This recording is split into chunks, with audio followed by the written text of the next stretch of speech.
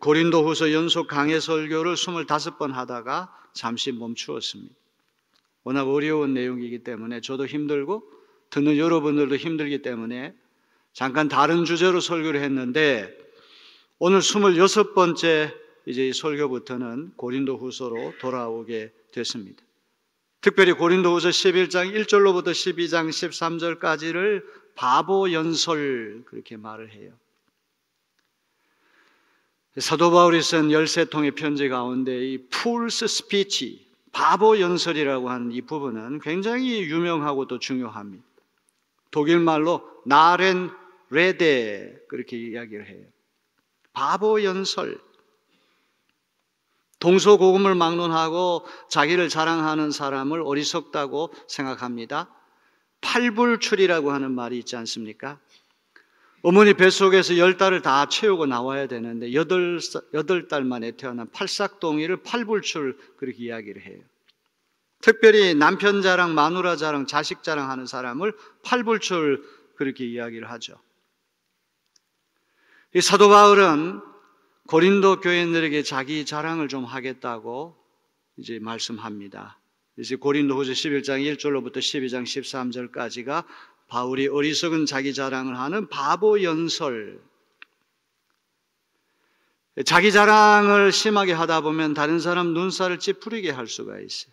특별히 기독교 신앙으로 볼 때 자기 자랑을 열심히 하는 것은 하나님께 돌아갈 영광을 자기가 빼앗는 것이기 때문에 상당히 미련하기 짝이 없는 거예요. 그럼에도 불구하고 바울은 왜 이 어리석은 자기 자랑을 해야만 할까요? 왜 바보 연설을 해야만 할까요? 그것은 고린도 교회의 특수 상황 때문에 그런 것입니다. 오늘 봉독한 11장 1절로부터 4절은 사도 바울이 왜 바보 연설을 할 수밖에 없는지 그 동기와 목적을 밝히는 부분이기 때문에 이 바보 연설 전체를 이해하는데 실마리가 되는 아주 중요한 부분입니다. 11장 1절에서 바울이 고린도 교인들이 어떤 양해를 구하고 있습니까? 여러분, 내가 좀 어리석은 말을 하더라도 용납해 주시기 바랍니다. 꼭 나를 용납해 주십시오. 용납이라고 하는 말을 2번씩이나 연거푸하고 있는 거예요. 용납이라고 하는 말은 참아달라는 말이고 너그럽게 이해해달라는 말 아닙니까? 양해를 구하는 말인데 용납이라고 하는 말이 상당히 중요해요. 사도 바울이 고린도에 가서 18개월 동안 체류하면서 천막 만드는 천막 제조업자로서 스스로 생계를 유지하면서 고린도 교회를 세웠어요. 고린도 교회의 개척 목사가 바울입니다.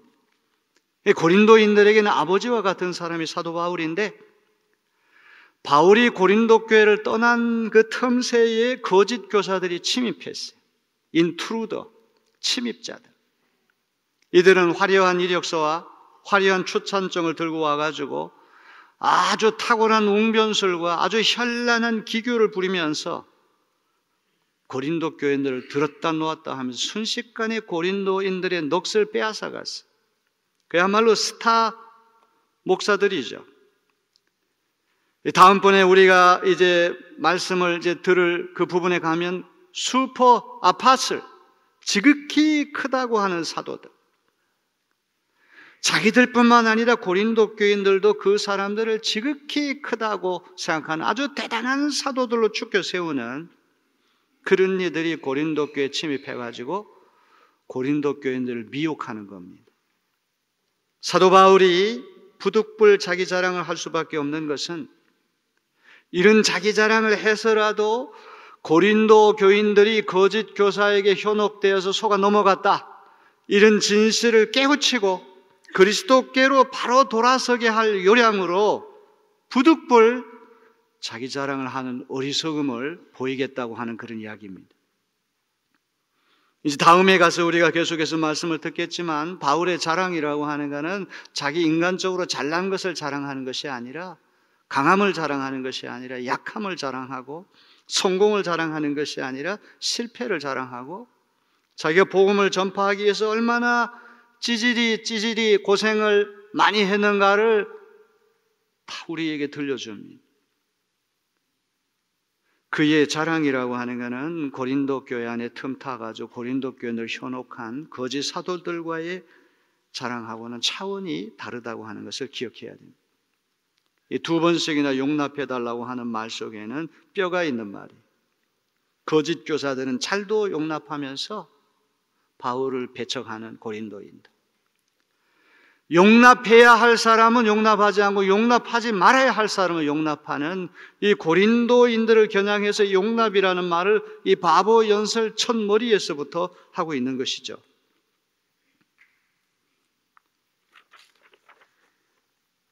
사도 바울이 이 바보 연설을 하게 된 동기는 무엇입니까?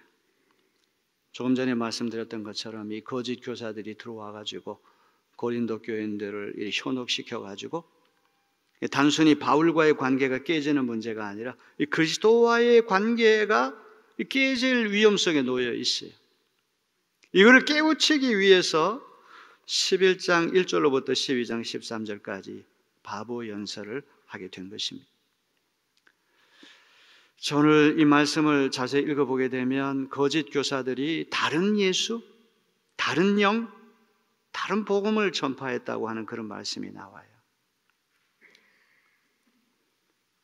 도대체 다른 예수, 다른 영, 다른 복음이라고 하는 것이 어떤 것을 말할까요? 예수면 다 똑같은 예수고 영이면 다 똑같은 영이고 복음이면 다 똑같은 복음일 텐데 왜 바울 일행이 전파하지 않은 다른 예수, 다른 영, 다른 복음을 고린도 교인들이 용납했다 이런 말씀을 할까요? 사도 바울이 부득불 바보 연설을 하게 된 동기와 목적이 있다고 한다면 다른 예수, 다른 영, 다른 복음에 현혹된 고린도인들로 하여금 진짜 예수, 진짜 영, 진짜 복음으로 방향을 새롭게 잡아주려고 하는데 그의 목적이 있다고 하는 것을 기억해야 됩니다. 오늘 말씀을 읽어보면 흥미로운 비유가 하나 나오는데 사도 바울은 자기 자신을 딸 시집 보내기로 약속한 친정 아버지로 비유를 하고 있습니다. 2000년 전에 고대 근동지방에서는 대개 아버지가 신랑과 물색해가지고 자기 딸을 종혼시켜주고 약혼시켜주는 어떤 중매장의 역할을 하는데 사도 바울이 고린도에 가가지고 고린도 교인들에게 예수라고 하는 신랑을 소개해가지고 고린도인들은 약혼녀가 되고 이제 예수님은 약혼자 신랑이 돼가지고 이제 결혼하기로 되어 있어요. 친정아버지의 중요한 사명이 있어요. 신랑에게 결혼식 날 정식으로 넘겨주기 전까지 그 자기 딸이 순결하고 정결하게 시집 잘 갈 준비를 하도록 하는 것, 보호하는 것이 그의 임무인데 안타깝게도 고린도교에 틈탄 거짓 교사들에게 이 그리스도와 약혼한 신부인 이 고린도인들이 바람이 났다는 거예요. 그래서 그리스도께서 재림하실 때 그리스도와 함께 그렇게 혼인해야 할 고린도인들이 거짓 교사들에게 속아 넘어갔다. 친정 아버지로서의 책임이 막중하다. 즉 그 말씀을 여기서 하고 있는 것입니다. 여기 2절로부터 3절에 여기 특별히 중요한 말씀이 나오는데요. 여기 하나님의 열심이라는 말이 2절에 나와요. 하나님의 열심으로 너희를 위하여 열심을 내놓으니 이렇게 되어 있는데 개역개정이나 새번역이다 하나님의 열심으로 번역한 것은 좋은 번역이 아니에요. 오히려 쉬운 성경이라고 하는 성경책이 번역을 제대로 했어요. 나는 하나님께서 질투하시는 것과 똑같이 여러분에 대해서 질투하고 있습니다. 나는 여러분을 순결한 처녀로 한 분이신 남편 그리스도께 바치려고 종혼을 시켰습니다. 그러나 하와가 뱀의 간교한 속임수에 넘어가 곁길로 간 것처럼 여러분의 마음도 그리스도를 향한 진실하고 순결한 데서 벗어나 더럽혀지지는 않을까 염려가 됩니다. 개역개정이 하나님의 열심으로 번역한 헬라 말은 데우, 젤로라고 하는 말이 젤로라고 하는 말에서부터 젤로시, 질투라고 하는 말이 나왔어요. 그러니까 하나님의 질투라고 하는 번역이 온전한 번역이에요. 무슨 일인지 우리 개역개정과 세번역은 다 하나님의 열심으로 번역했는데 사도 바울이 정말 전달하고 싶은 뜻은 하나님의 질투가 맞아요. 질투는 어떤 감정입니까? 내가 갖지 못한 것을 어떤 사람이 갖게 될 때 그 소유에 대해서 샘내는 것. 나는 실패했는데 다른 사람이 성공하게 되면 거기에 대해 샘내는 것. 라헬이 언니 레아를 시기할 때 가졌던 감정, 요셉이 형들이 요셉을 미워할 때 품은 부정적인 감정이 질투가 아닙니까? 그런데 구약 성경에서의 하나님은 질투하시는 하나님으로 표현이 되고 있어요. 출애굽기 34장 14절에 보니까 너는 다른 신에게 절하지 말라. 여호와는 질투라 이름하는 질투의 하나님입니다. 하나님의 질투라고 하는 것은 우리와 같은 속된 세속적인 질투가 아니라 거룩한 질투죠. 이스라엘 백성이 하나님을 버리고 다른 우상 잡신을 섬기게 될 때 그 이스라엘 백성을 향해 품는 그 마음이 질투심입니다. 사람이 품는 허망한 시기심이 아니라 이스라엘 민족을 뜨겁게 사랑하고 보호하려고 하는 충정에서 나오는 그런 감정이 질투로 표현되고 있습니다. 사도 바울이 하나님의 질투라고 하는 이 원천 소유격을 쓰는 것도 중요하죠. 하나님의 질투, 하나님으로부터 오는 질투. 하나님의 백성이 하나님을 버리고 우상 숭배에 빠졌을 때 그 백성을 향하여 안타까운 마음으로 그 질투하는 그 거룩한 질투, 그런 질투심을 가지고 참된 신랑인 그리스도께 시집가야 할 고린도인들이 거짓 사도들에게 마음을 빼앗겨 가지고 재림하실 그리스도와 혼인도 하기 전에 어긋난 딴 길로 가는 것에 대해서 사도 바울이 거룩한 질투심을 품고 우려한다는 그런 말씀을 여기서 하고 있는 것입니다. 이런 맥락에서 바울이 품은 질투심은 이스라엘이 하나님을 배신하고 바알신을 숭배할 때 비느하스가 품은 질투심과 똑같은 질투심일 거예요. 오늘 구약 본문의 민수기 25장 11절로부터 13절을 읽었습니다. 그가 그의 하나님을 위하여 질투하여, 이런 표현이 나와요. 이스라엘 백성이 하나님을 버리고 바알신으로 돌아섰을 때 비느하스가 그에서 질투심을 품고 이스라엘 자손을 꾸짖었다고 하는 그 말씀. 사도 바울이 고린도 교인들에게 대해서 질투심, 거룩한 질투심을 품는 이유는 무엇입니까? 4절에 잘 나타나 있죠. 고린도인들이 용납해야 할 바울은 용납하지 않고 용납해서는 안 되는 다른 예수, 다른 복, 다른 영, 다른 복음을 전파하는 사람 잘도 용납하는구나. 여기 자리라고 하는 말이 중요한 말인데 헬라 말로 칼로스라고 하는 말은 멋지게, 아주 훌륭하게, 아름답게, 거짓 교사들이 선포하는 다른 예수, 다른 영, 다른 복음을 아주 멋지게, 훌륭하게 용납했다고 하는 그런 말씀인 것입니다.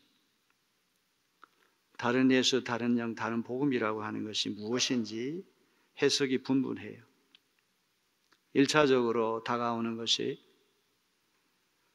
아주 세상적으로 아주 화려함, 어떤 슈퍼스타, 어떤 인기, 아주 탁월한 웅변설, 사람들을 들었다 놓았다는 어떤 현란한 기술, 어떤 십자가의 복음이 아니라 영광의 복음, 십자가에 달린 예수님께 초점을 집중하지 못하고 온갖 인간의 어떤 허영심과 온갖 어떤 세속적인 물질주의, 어떤 영광, 명예, 이런 것들을 갖고 들어온 사람일 것이다.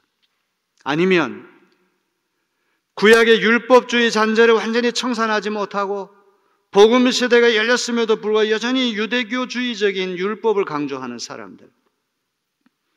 또 어떤 학자들은 예수님이 순전히 기적 행하시는 분으로 생각해서 참된 사도의 표징이 이사와 기적을 많이 일으키는 것이 있다.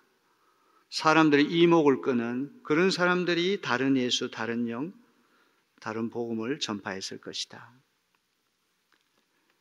시간이 없기 때문에 오늘 이제 현대 학자들은 6가지 다른 예수, 다른 영, 다른 복음에 대한 것들을 이야기해요. 그 중에 하나가 기복주의. 예수 믿으면 만복이 호박 넝굴째 굴러 들어온다고 선전하는 어떤 기복주의적인 미신적인 신앙. 텔레반잘리스트, 텔레비전 복음 설교주의자들이 흔히 이야기하는 프로스페리티 가스펠, 번영의 복음.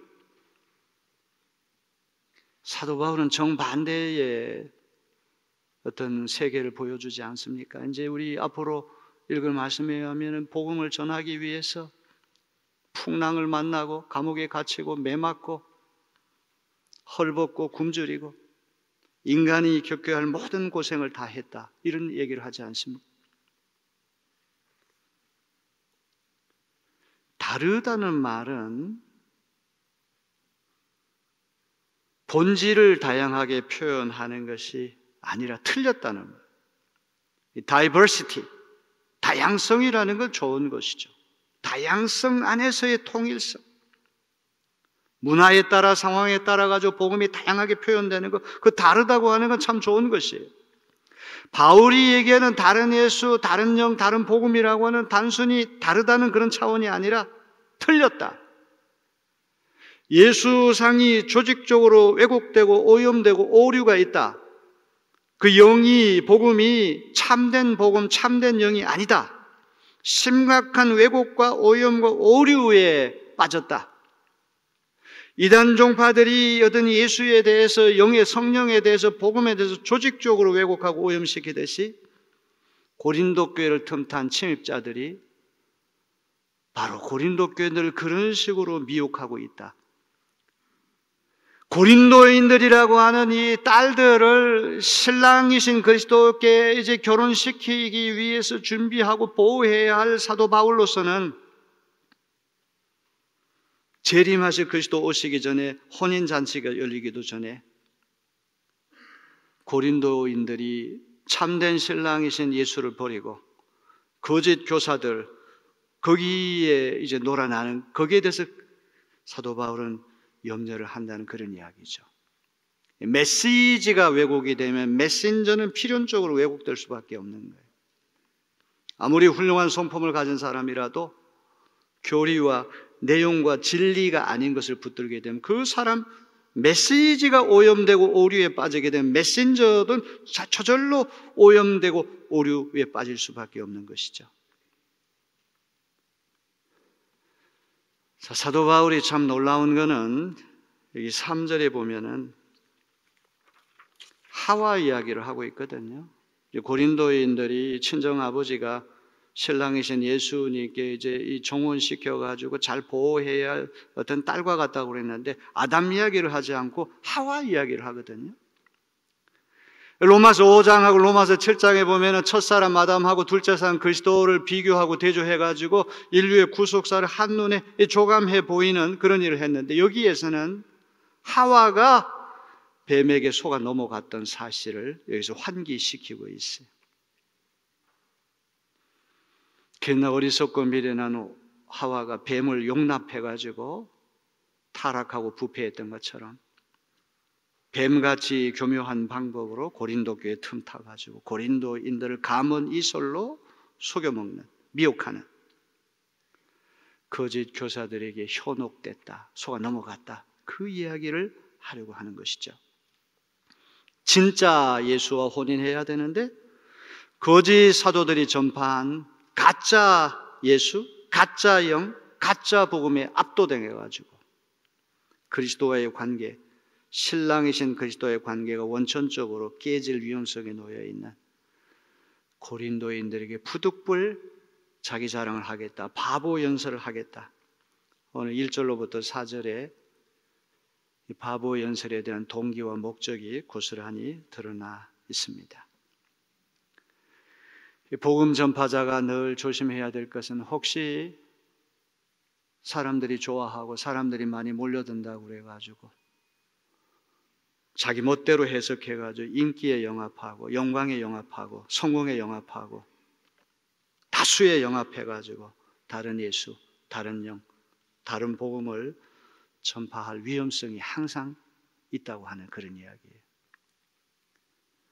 로버트 슐러라고 하는 목사님이 포지티브 띵킹, 적극적 사고를 해가지고 주일날마다 아주 세계적으로 탑스타들을 계속 초청해서 간증하게 만들고, 수정교회라고 해서 아주 캘리포니아에서 유명한 교회였죠.